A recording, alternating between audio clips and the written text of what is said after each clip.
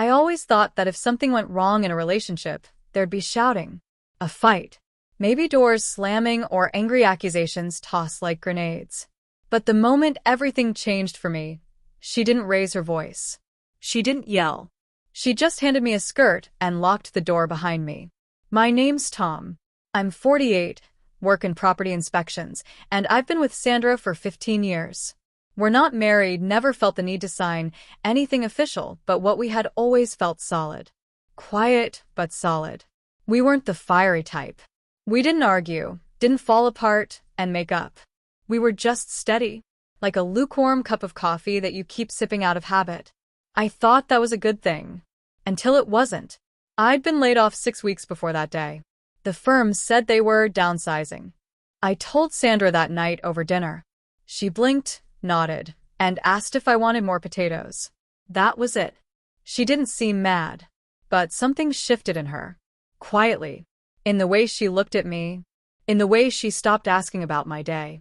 In the way she stayed up later than me, as if waiting for me to fall asleep, so she could finally exhale. I didn't ask. Maybe because I didn't want the answer. The thing is, I'd been hiding something from Sandra for a long time. It started small. Just curiosity at first. Years ago, I found an old silk scarf in one of her drawers and ran it across my arm. The feeling was indescribable. So soft, almost electric. And before I knew it, I was sitting on the edge of the bed, scarf around my neck, just breathing, just existing. That led to trying on one of her old skirts when she was out running errands. A simple black one. I remember staring in the mirror and thinking, I don't even recognize myself, and I like it. I never told her. I'd always put everything back exactly as it was. I thought I was careful. I guess I wasn't. Because 3 days before it all happened, Sandra went out to get groceries. I stayed home. She forgot her phone, so she came back early. I didn't hear her come in. I was in the bedroom, her bedroom, technically wearing a soft blue skirt and a white tank top she hadn't worn in months. I had a little mascara on, just a touch of lip gloss. She opened the door. I froze. Her face didn't change. No gasp. No wide-eyed horror. No laughter. Just a long, unreadable look. She stepped back, closed the door, and I heard her walk into the kitchen like nothing had happened. I stood there, heart pounding, skin hot. I stripped the clothes off in a panic, shoved them back into her drawer, and threw on my jeans. When I finally came out of the room, she was chopping carrots. Hey, she said casually. You want stir-fry tonight? I nodded, throat dry.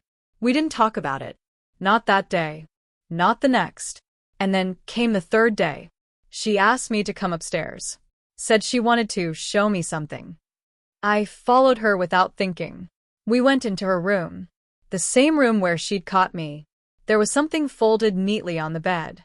At first I thought it was one of her suits. She worked in a high-end law office, always tailored and pristine.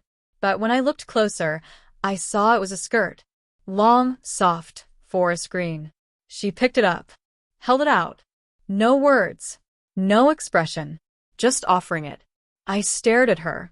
Sandra. She didn't say anything, just placed the skirt in my hands. Then she walked across the room, turned the lock. The door clicked shut with a soft but unmistakable sound. Then she sat down on the edge of the bed and waited. I felt like my lungs had stopped working. Put it on, she said quietly. What? Her voice didn't rise. She didn't look angry. Put it on, she repeated. Right now. I blinked. Sandra, I didn't mean to. I didn't ask for an explanation, she said. You've already worn my things. You liked it, didn't you? My mouth opened, but nothing came out. She tilted her head. I'm giving you permission now.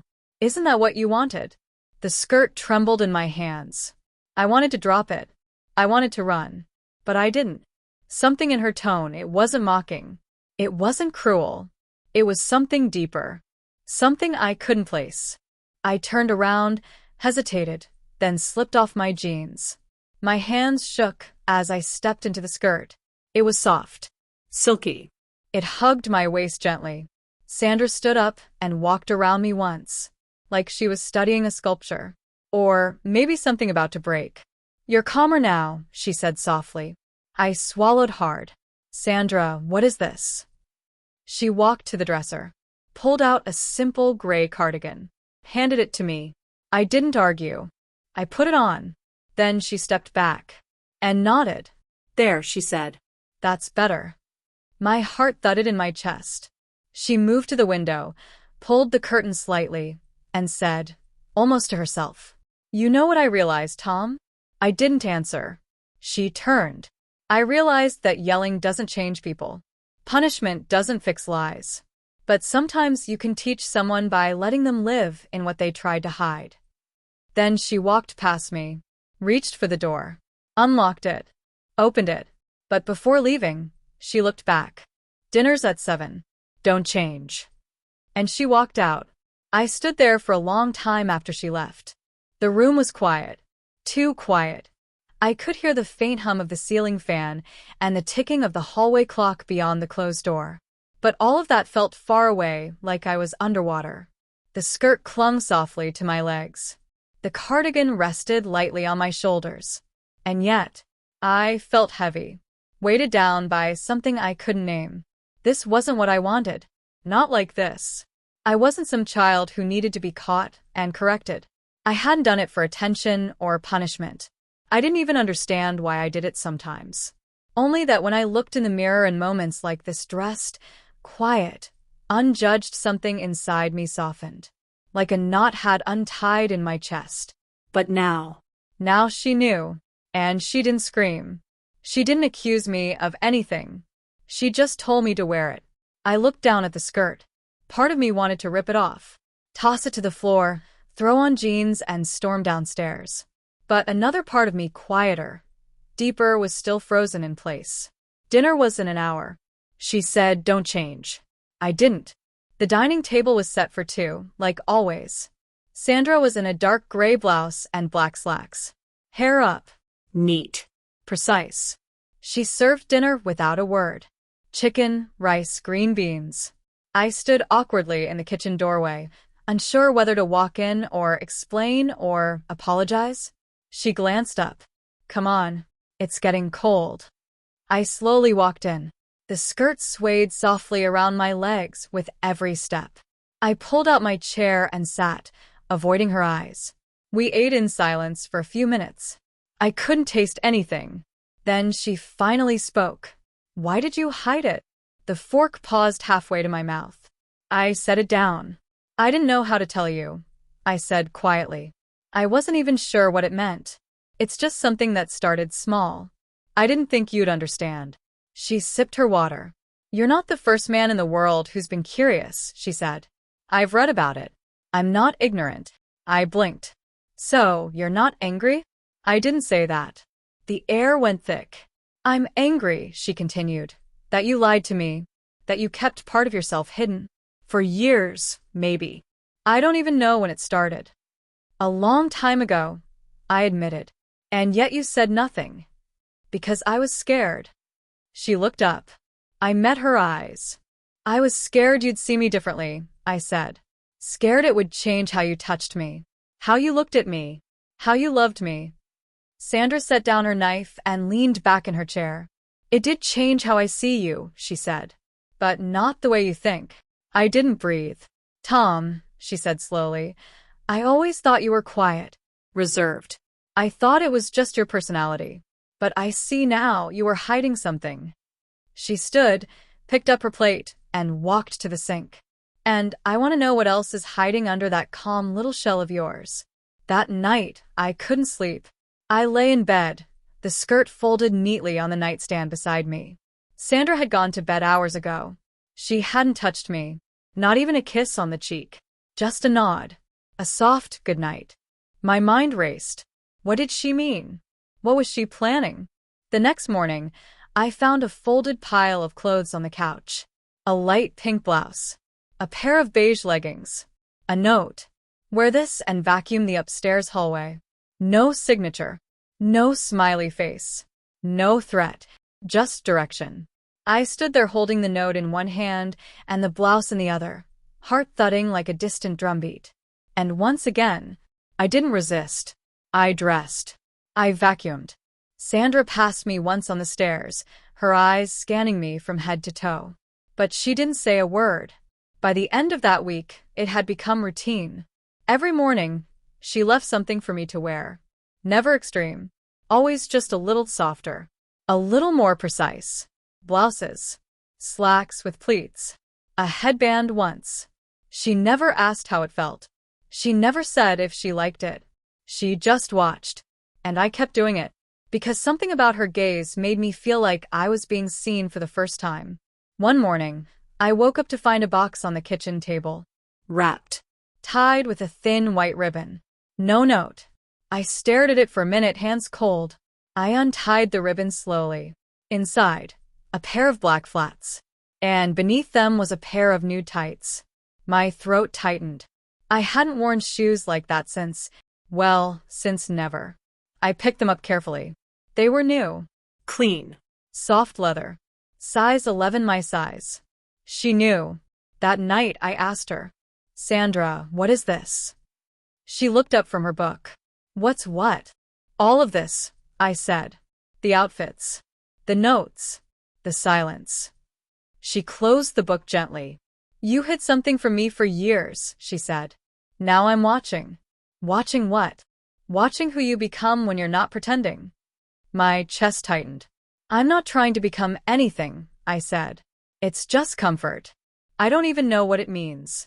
"You don't have to define it," she said. "But you do have to live it. Fully. Not halfway. And if I don't want to?" She leaned forward, eyes locked on mine. "Then you can go back to hiding." She stood up and walked past me. "But I think," she added over her shoulder, "you've already gone too far for that." I didn't know where the line was anymore.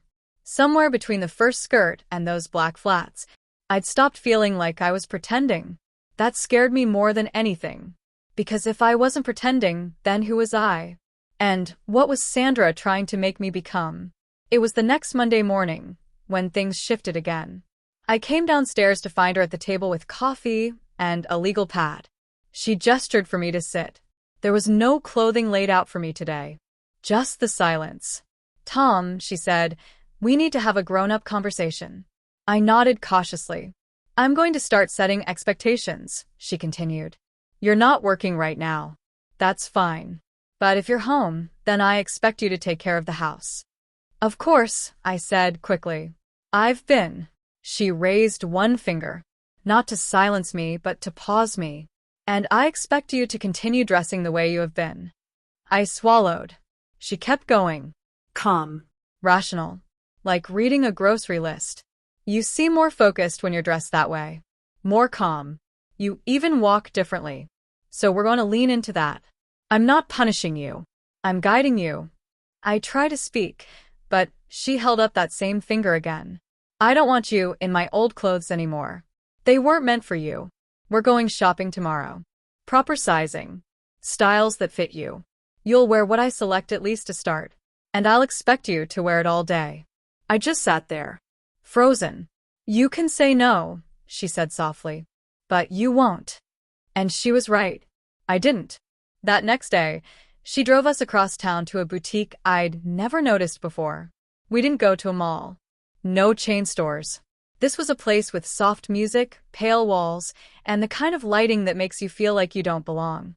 Sandra greeted the saleswoman by name. "I called ahead," she said. "This is Tom. We're looking for a few things to help bring out a softer side." The saleswoman nodded, no surprise in her eyes. Of course. Before I knew it, I was being measured. Waist. Hips. Chest. Height. Shoe size. Then they brought out clothes. Cardigans in cream and sky blue. Knee-length skirts. Soft blouses with tiny buttons and delicate necklines. Even a shapewear slip. I didn't even know what that was until it was in my hands. "Fitted but not tight," the saleswoman explained kindly. "We want comfort, not costume." Sandra watched me the whole time. She didn't smile. She didn't tease. She studied. And I let it happen. That afternoon, she laid out my new clothes on the bed like trophies. "Put them away carefully," she said.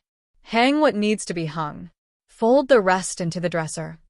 I don't know where to put it all. Her eyes narrowed slightly. You won't need your old dresser anymore. My heart skipped. She meant it. This wasn't a game. She wanted a real shift. A permanent one. I opened my mouth to protest, but no words came out. Instead, I nodded and began folding. A week later, I was in full routine. Wake up. Shower. Moisturizer. A bit of concealer. Pick an outfit from the now full closet. Soft slacks, ankle-length skirt, short-sleeved blouse. Sandra had shown me how to steam them. I didn't dare wrinkle a thing. She'd started leaving notes again. Little things. Don't forget to dust the bookshelves. Try the pale green one today. It brings out your eyes. No socks with the ballet flats, please. They weren't demands. They were instructions. And I followed them. Every time. Because when I did, she smiled more. She touched my arm when she walked past me. She refilled my coffee before I even asked. And when I looked at myself in the mirror now, I didn't feel confused. I felt quiet. Like this was finally the person who had been whispering beneath the surface. But that didn't mean the fear had gone away. It had just changed shape. Because now, I wasn't afraid she'd leave me. I was afraid she never would. It was a Friday evening when she crossed a new line. I'd just finished setting the table when she walked in holding a small black box. Jewelry-sized. I stared. She handed it to me. Open it, she said. I did. Inside was a thin gold chain. Delicate. Subtle. With a small charm shaped like a key. It's not much, she said. But it's yours. I looked at her. Her expression was unreadable. Do you like it? I nodded slowly. Yes, I said. I'm glad. She stepped forward and fastened it around my neck. Then she kissed my cheek and whispered, You're doing beautifully. But that night, something happened. Something I didn't expect. I had a dream. I was walking through a department store, except everything on the racks was for me. Dresses. Heels. Scarves. Ribbons. I wasn't hiding. I was laughing. Sandra stood at the end of the aisle, watching. Smiling. And then suddenly her smile vanished. She turned and walked away. I called after her, but my voice didn't work. My feet wouldn't move. And all around me, the lights dimmed. The mirrors cracked.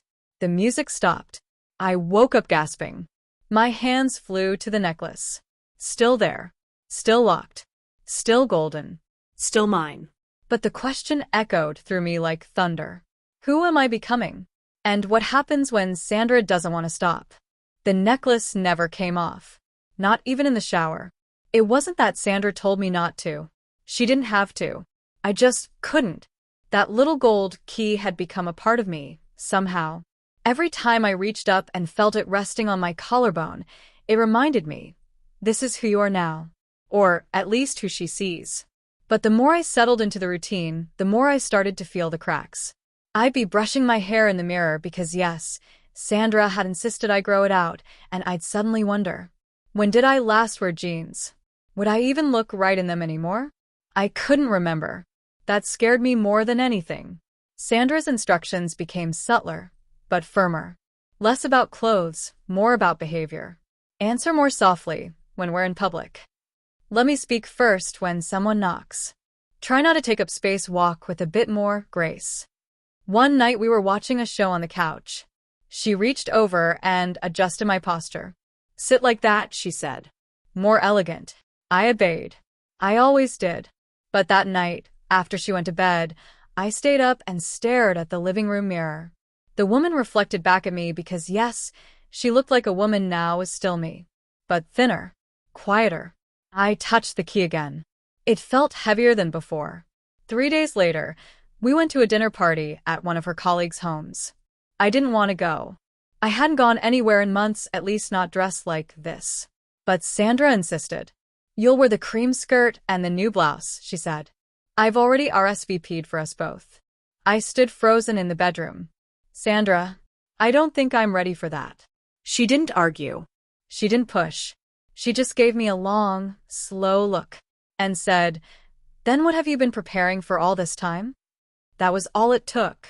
An hour later, I was sitting in the passenger seat, legs crossed, heart pounding, palms damp inside my soft little clutch. We arrived. Sandra smiled at me.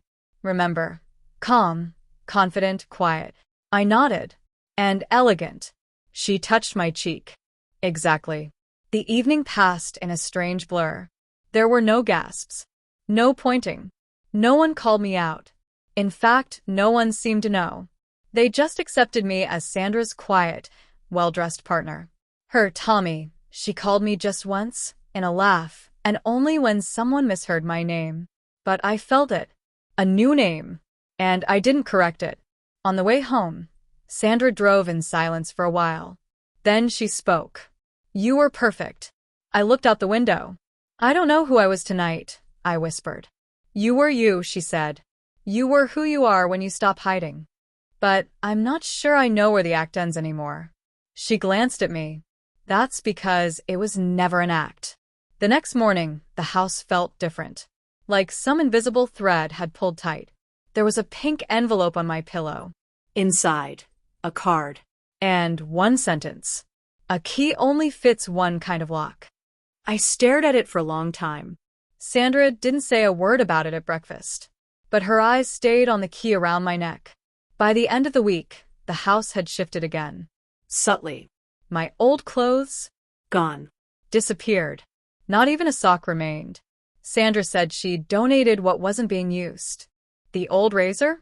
Replaced with a delicate women's one. New skin creams showed up in the bathroom. Soft lip tints. A light brush. Feminine deodorant. Even a coffee mug I used changed. No more chipped world's okayest husband mug. Now it was a pale blue one that read, "One day at a time."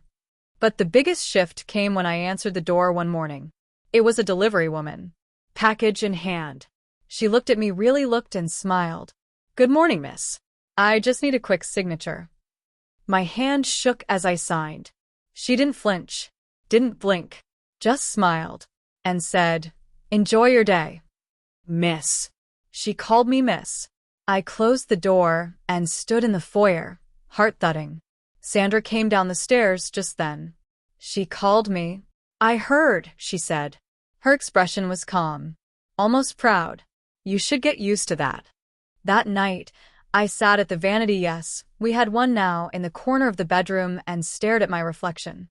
The lip tint, the light blush, the soft neckline, the necklace. I should have felt like I was looking at a stranger. But the real stranger was the man I used to be. This version of me? She felt permanent. And that realization made my stomach twist. Because now, I wasn't sure if I had any say in it anymore.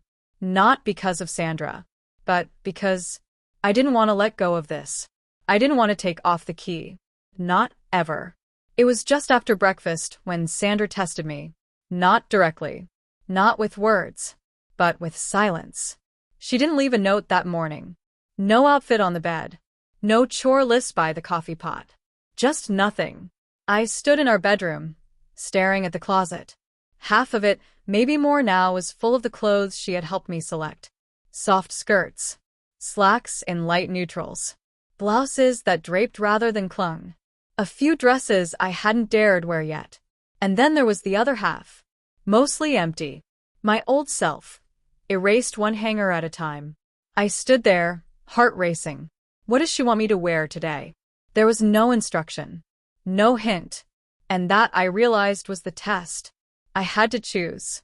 I chose the navy blouse. The one with pearl buttons. I paired it with a slate gray skirt. It was modest to the knee, but it hugged my shape a little more than I was used to. Tights. Soft flats. A touch of lip balm. The necklace was already on. It always was. When I came downstairs, Sandra was in the kitchen, sipping tea. She turned. Saw me. Her eyes flicked up and down once. And then she nodded. Just once.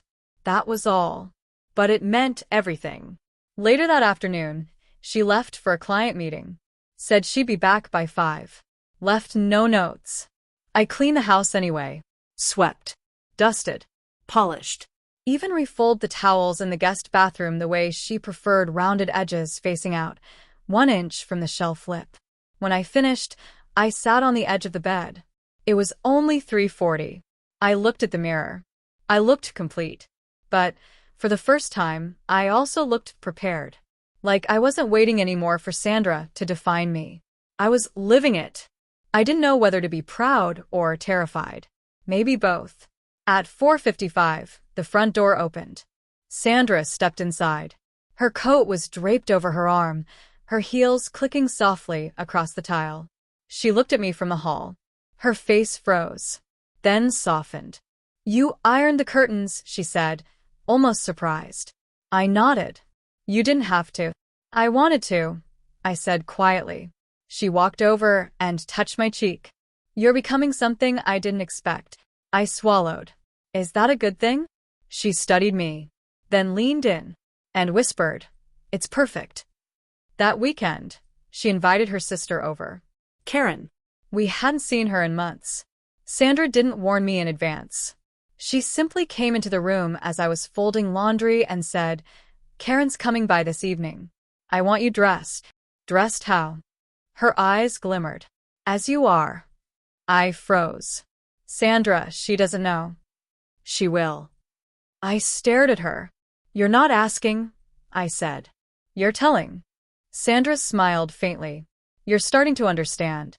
When Karen arrived, I nearly collapsed from nerves. She blinked when she saw me. Her smile faltered. She looked at my hair, My blouse. my necklace. Then she looked at Sandra. Sandra said nothing, Just poured tea. Karen sat down slowly. "So," she finally said, turning to me, "this is new." I nodded, hands gripping the teacup. "Yes." She tilted her head. "You're not doing this for a joke, are you?" I shook my head. No. She looked at Sandra again, then back at me. "Well," she said slowly, "you look peaceful." That made me look up. "You do," she repeated. "I don't know why, but you do." Sandra touched my hand gently beneath the table. I didn't pull away. And Karen didn't stay long. But when she left, she hugged me Tightly. and whispered, "Be safe." And be honest. That night, Sandra lit a candle by the bedside. She didn't speak. She pulled me close. She kissed my forehead, then my lips. And when we lay down together, I realized something had shifted again. This wasn't just about dressing anymore. This was about trust. This was about surrender. This was about being seen. Even when it terrified me. Even when I wasn't sure who I'd become on the other side of it. The next morning, there was a new box on the bed. It was white. Square. Delicate. Inside, a pale pink dress. Soft fabric.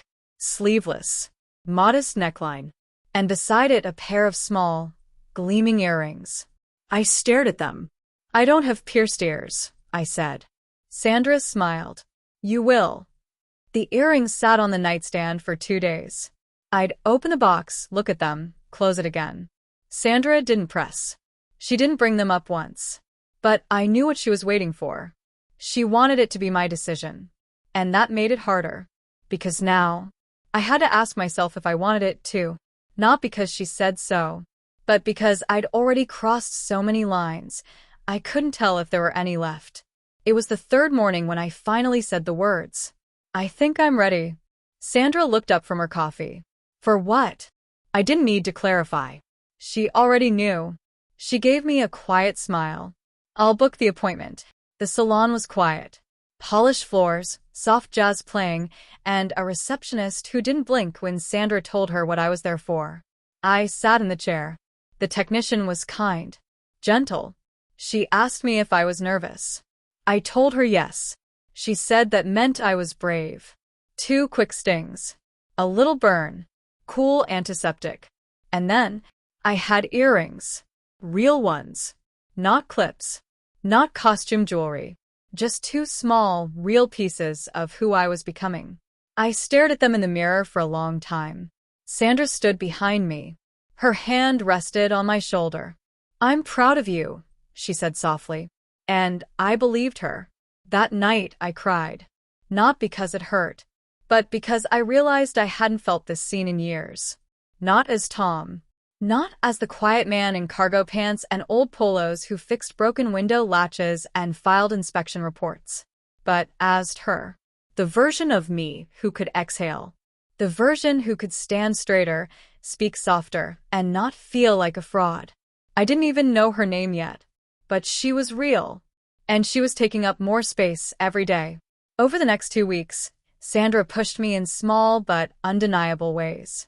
She took me to lunch outdoors, in public. Nothing dramatic.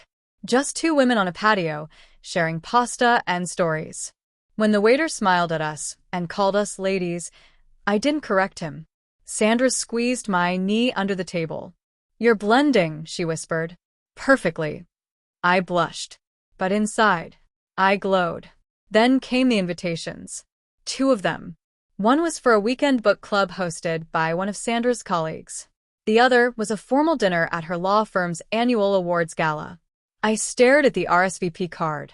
"It's black tie," she said, "but spouses usually come in gowns." She met my eyes. "That includes you." My stomach twisted. "I don't think I can do that." She walked to the closet, pulled out the soft pink dress she'd given me, held it up. "Yes, you can." The day of the book club, I was shaking. Sandra helped me dress navy sweater dress, tights, a small silver belt. Minimal makeup. Just a touch of mascara, a little blush. Simple but polished. "You don't have to say much," she said as we pulled up to the house. "Just listen. Smile. Be yourself." "I don't know who that is anymore," I whispered. She turned to me, serious. "You know exactly who she is. You're just afraid to admit it." The women at the club were kind, gentle. Not one of them blinked when I spoke. No side glances. No cold shoulders. Just soft conversation about novels and recipes and funny husbands. When we left, Sandra held my hand in the car. "You weren't pretending," she said. I felt like I was. "You were wrong." Then came the gala. I stood in front of the mirror in the bathroom, heart hammering. The dress Sandra chose was floor-length, elegant, off-shoulder in midnight blue. My hair was swept up, earrings sparkling, a thin chain purse across my shoulder. I looked like someone else entirely, and yet, I knew it was me, just the version no one else had ever seen.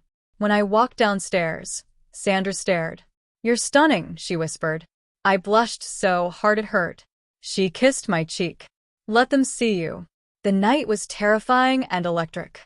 People greeted us, complimented Sandra, commented on how lucky she was to have such a graceful partner. Not one person questioned. Not one person blinked. It was like the world had decided I belonged. And somewhere deep down, I started to believe it too. When we got home, I sat on the bed and pulled off my heels.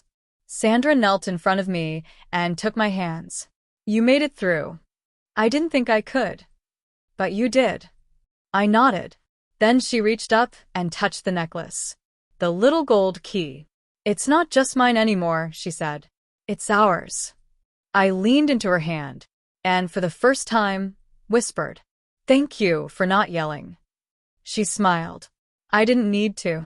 Then she looked me in the eyes. "Because now you've unlocked something I always hoped was inside you." And I knew, right then, I could never go back. It started with a phone call. Sandra had just left for the office, and I was in the bedroom, steaming one of her blouses, something I'd started doing without being asked. It was soothing, in a strange way. Orderly. Quiet. The ringtone jolted me. Unknown number. I hesitated. Then answered. "Hello." A pause. Then, "Tom." The voice was familiar, but I hadn't heard it in months. "Dad." Another pause. Then a soft exhale from his end. "I wasn't sure this was still your number." I stood frozen. The steamer hissed behind me. "It is," I said slowly. "You haven't called." I didn't know what to say. "You could have said anything." There was silence again. The weight of years. Then he said, "I'm in town next week. Thought I'd stop by." My throat closed. "I don't think that's a good idea." "Why not?" "Because I'm not who you remember. Because I wouldn't know how to explain the house, the skirts, the makeup on the bathroom shelf. I've been busy." "I'll just come for a quick lunch," he said, ignoring the excuse. Just us. You pick the place. I want to see you. I swallowed hard. Okay. He paused, maybe surprised I agreed. Good. I'll text you the date. And just like that, the line went dead. I lowered the phone slowly, and for the first time in weeks, I felt the old panic return. That night, I told Sandra. Her response was immediate and sharp. Absolutely not. I blinked. He's my father. He's judgmental. Controlling. You said it yourself. You've worked too hard to build peace here. One wrong word from him could pull the thread loose. I know, but I can't hide forever. Sandra looked at me carefully, then said, Then we'll prepare. Prepare how? She turned and walked upstairs without answering. I followed. She pulled open the closet, pushed aside a row of blouses, and revealed something I hadn't seen before. A box. Slim. Matte black. She opened it. Inside, a wig. Not like the light, soft one I'd tried on months ago. This one was real hair. Styled. Elegant. And beneath it, glasses with non-prescription lenses, subtle clip-on earrings, and a soft lilac scarf. She looked at me. We're not hiding you, she said. But we're protecting you. And just like that, the plan began. The next few days blurred. We rehearsed how I'd walk, how I'd gesture with my hands. Sandra made me practice small talk at the kitchen table. How to deflect questions. How to keep my voice even. You're not lying, she said. You're just editing. I don't want to pretend I'm someone I'm not. She stared at me. You already are someone else. That's the point. That hit harder than I expected. I didn't reply, because deep down, I knew she was right. The day came fast. I met Dad at a quiet cafe, one Sandra chose carefully, far from where anyone might recognize me. He didn't recognize me either. Not right away. He smiled as he approached, polite and warm. His face changed only slightly when I stood, and he realized who I was. Tom. I nodded. He took a step back, blinking. You all look different. I smiled faintly. It's been a while. He sat slowly, looking at me, looking through me. You cut your hair. Actually, I grew it. He stared again. I reached for the menu. Try the soup. It's good. We made small talk. He asked about work. I told him I wasn't at the firm anymore. He asked if I was seeing someone. I said yes. He asked who she was. I paused, then said, Sandra. That name didn't surprise him, but the way I said it did. I knew he heard the change in my voice, the gentleness, the tone I'd stopped suppressing. Finally, after a long silence, he asked, Is this who you are now? I looked at him, straight in the eyes, and said, Yes. He didn't smile, but he didn't stand up either. He just nodded, slowly, and said, Then I guess it's time I get to know you. When I got home, Sandra was waiting in the doorway. I didn't say anything. She just opened her arms. I collapsed into her. I told him. I whispered. I know, she said. I could feel it. And for the first time, I felt like I had nothing left to hide. Not from her. Not from anyone. It wasn't until a week later that something inside me cracked. Not in a dramatic, crashing way. More like a slow fracture, quiet, creeping, and invisible until it was already deep. It began with the mirror. I was dusting the hallway upstairs. The floor-length mirror stood just outside our bedroom. I'd walked past it every day, never stopping, never really looking. But that day, I did. Not on purpose. Not even out of vanity. I just caught my own reflection and froze. It wasn't the clothes that stopped me. I was wearing a soft wraparound dress, one of Sandra's favorites, and the pale flats that matched. A silver bracelet she'd given me weeks earlier dangled from my wrist. No, what froze me was the expression on my face. It was blank. Not peaceful. Not calm. Blank. Like I wasn't in there anymore. That night, I sat quietly while Sandra made dinner. She was humming something upbeat from the radio and dancing a little as she stirred the pot. I didn't join her. I just watched. She caught my eye and smiled. You okay? I nodded. but something in the way I did it made her stop. She wiped her hands, walked over, and sat across from me. Talk to me. I don't know who I am anymore. Her smile faded. I continued. I'm not unhappy, but I'm not sure I'm me. I look in the mirror, and I see someone who obeys. Someone who dresses right, smiles right, never argues. But I don't know if I chose this, or if I just followed you into it. Sandra was quiet. Then she reached out and touched my hand. You did follow me. At first. Because you needed structure. Peace. A way to breathe again. I nodded. I did. But now, she said, you're here because you've grown into something else. You've evolved. Or disappeared. Her eyes softened. You haven't disappeared. You've emerged. I looked away. My throat was tight. I'm scared. She nodded. So am I. That surprised me. You are? She smiled sadly. I never expected this to go so far. But I kept pushing, because you kept responding. I didn't want to lose you, so I held you tighter. I didn't speak. She continued. But maybe it's time you made your own choices now. I turned back to her.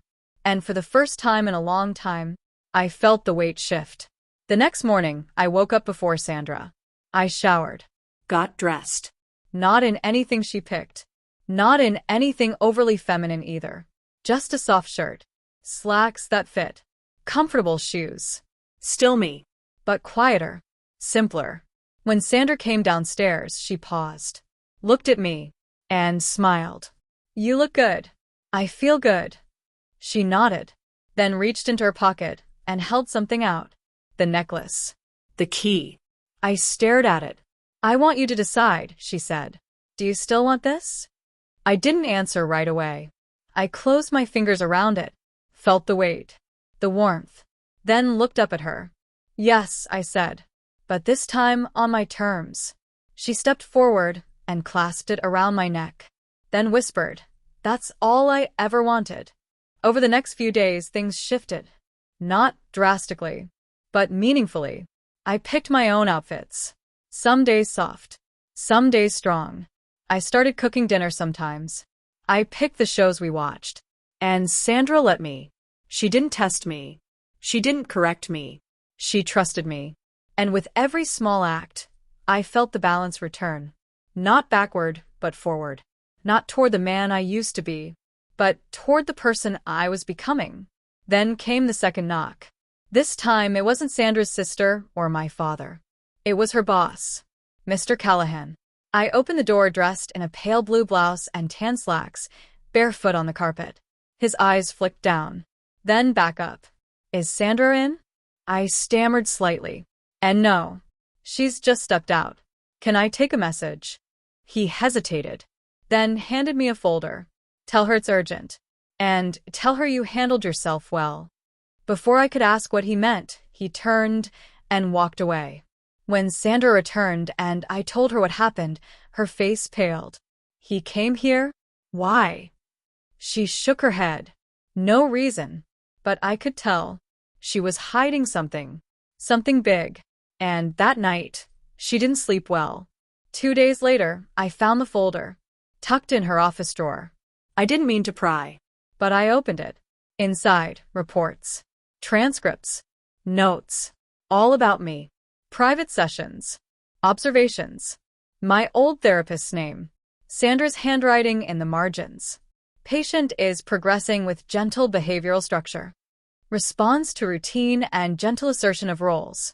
Identity fluidity increasing under nurturing control.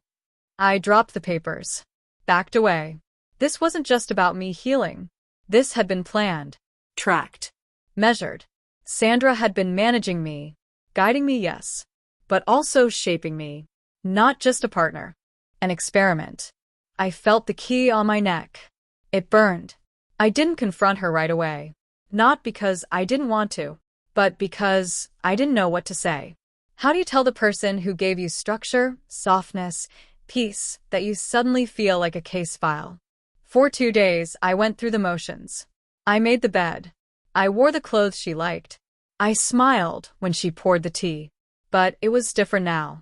Underneath it all, my mind was racing. I'd thought I was healing, becoming free. But what if I was just following a script? What if the new me wasn't real? What if she built me to be this way? On the third night, I couldn't take it anymore. We were sitting in the living room. She was reading, legs tucked under her, glasses perched on her nose. I was folding laundry.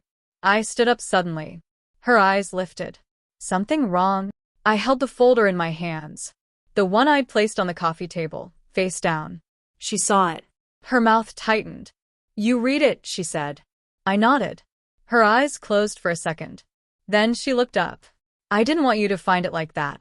You wrote about me like I was some project." "I wrote about you because I was scared," she said quietly. "Scared I was helping too much. Or not enough. You logged everything, Sandra. Every reaction. Every dress. Every sentence." She stood, slowly. "You were spiraling when I met you. You were hollowed out. You begged for someone to help you feel again. That doesn't give you the right to mold me." She didn't flinch. "You gave me that right." I blinked. "No," I said. "I gave you my trust, not my identity." She took a step closer. "I never forced you." No. "But you guided every single step. You knew I'd follow. You counted on it." Her silence was answer enough. That night, I didn't sleep in our bed. I went into the guest room, curled up on the small mattress, and cried. Because I didn't know what was real anymore. My voice, my walk, the way I sat. Was it all me? Or all her? I touched the key again. This time, it felt like a lock I never asked for. The next morning, Sandra was gone. No note, no text, no scent of coffee, just silence.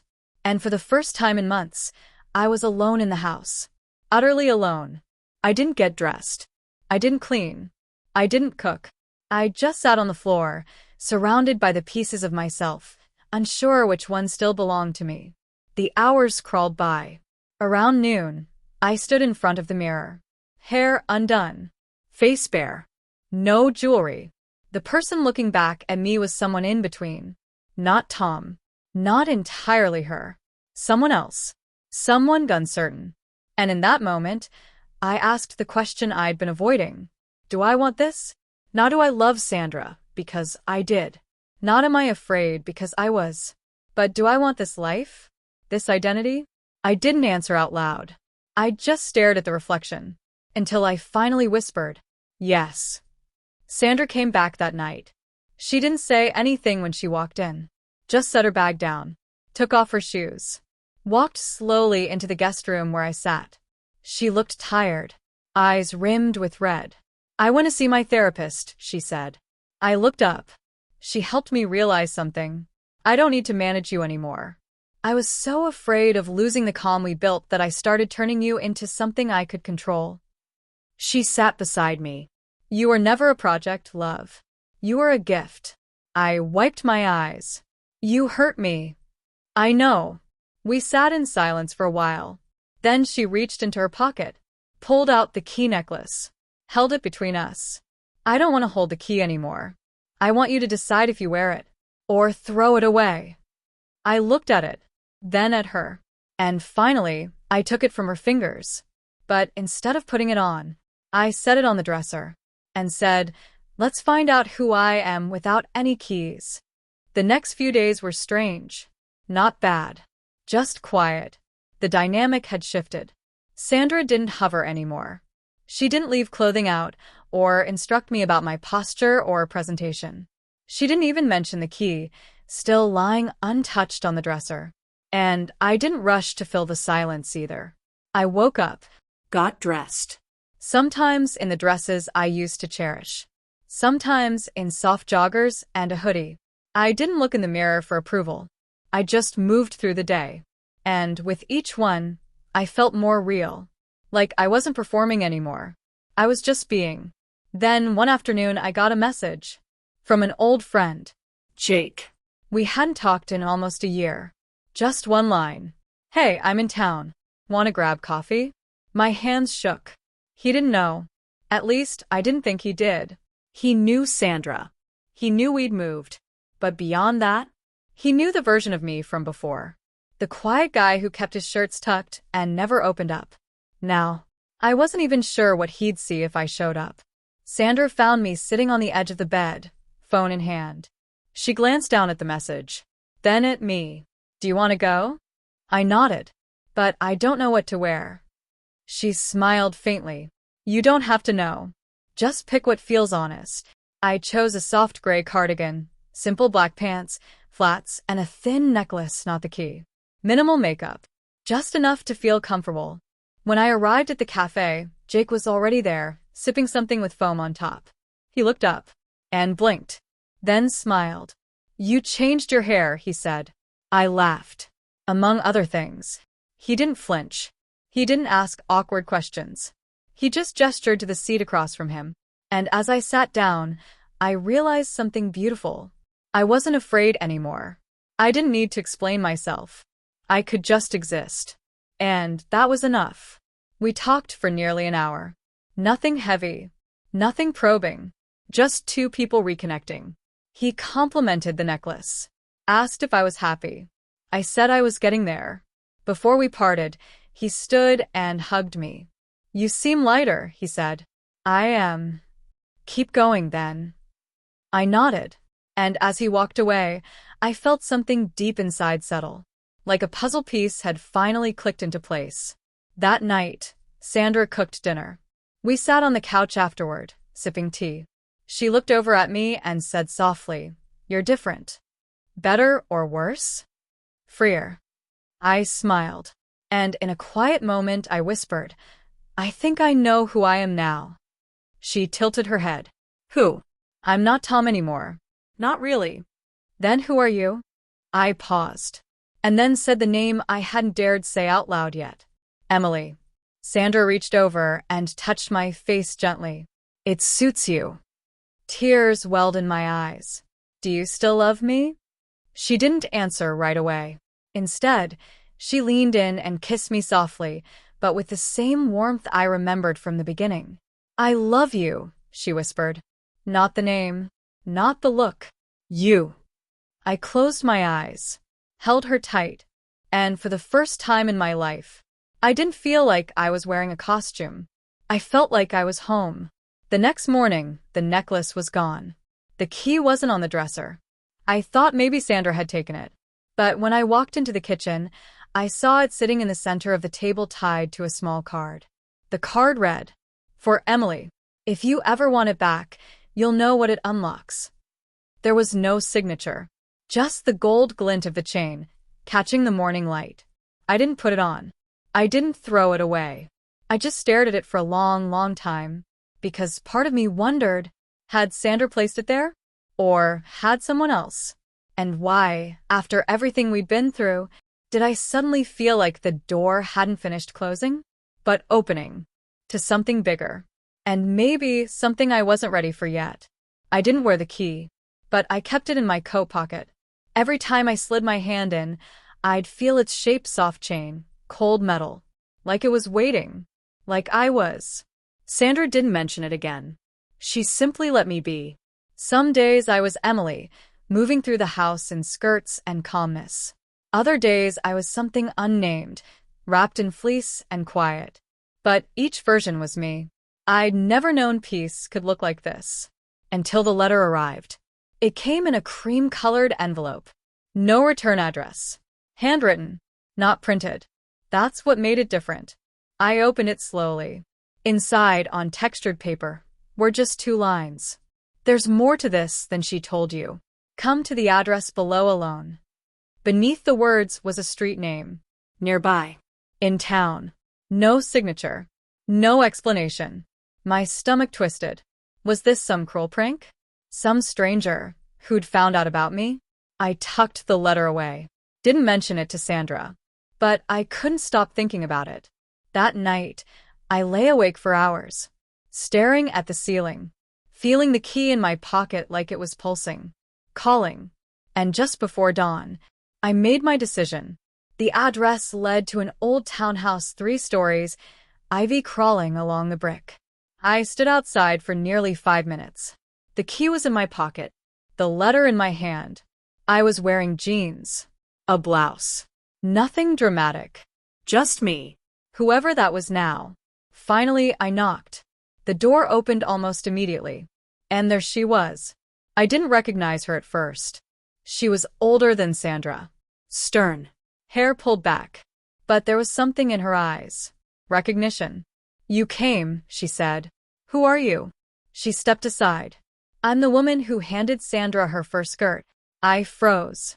Come inside, she said. I think it's time you understood what this really is. I stepped into the hallway. It smelled like lavender and old wood. Quiet music played somewhere upstairs. And on the walls, photographs. Dozens of them. Of women. Smiling. Some young. Some older. And in the center of one frame, Sandra. Much younger. In a sundress. Looking uncertain. But radiant. This place, the woman said behind me, was built for those who needed structure. Like you. Like her. My mouth was dry. So it wasn't just her idea? She shook her head. It never is. I turned to her. Then what is it? She smiled. A soft, unsettling smile. It's discipline, she said. Not punishment. Not shame. Just the kind you didn't know you needed. I backed away slightly. I thought she was helping me. She was. But also the shaping me. She nodded. We all get shaped. The question is, do you like what you've become? I didn't answer. Because I didn't know. She stepped closer. I asked Sandra the same question years ago. My chest tightened. What did she say? She said yes. And what if I say no? Her smile didn't fade. Then you're free to leave. Silence stretched between us. Then she held something out.